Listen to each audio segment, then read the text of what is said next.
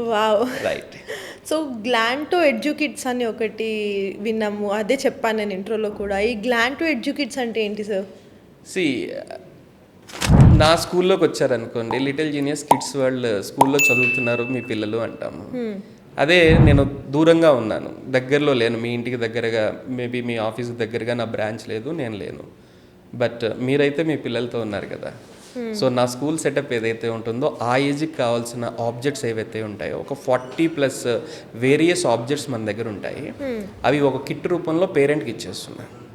Okay. But parent ఇక్కడ teacher అయితే కాదు. నెక్స్ట్ క్వశ్చన్ మీ దగ్గర అదే ఉంటుంది, బట్ నేను ఆన్సర్ చేస్తాను. సో మేము మా స్కూల్లో పిల్లలకి ఎలా టీచింగ్ చెప్తున్నామో, అంటే ఒక ఫ్లాష్ కార్డ్ని ఎలా ఇంట్రడ్యూస్ చేస్తున్నాం, ఒక మెథడాలజీ ఉంటుంది కదండి. సో లేదా ఒక బాల్ని ఎలా తీసుకెళ్తున్నాం, ఒక ఆబ్జెక్ట్ని ఎలా ఇంట్రడ్యూస్ చేస్తున్నాం స్కిల్స్ పెంచడానికి. సో దాని ట్రైనింగ్ వీడియో పేరెంట్కి యాక్సెస్ ఇచ్చేస్తున్నాం త్రూ అవర్ యాప్ ద్వారా.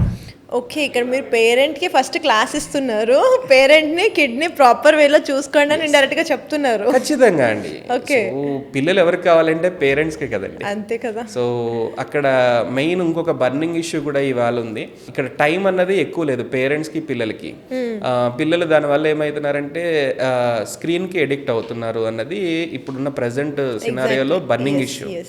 సో స్క్రీన్ని అవాయిడ్ చేయటం అన్నది నేనైతే బ్లైండ్గా అయితే అనను.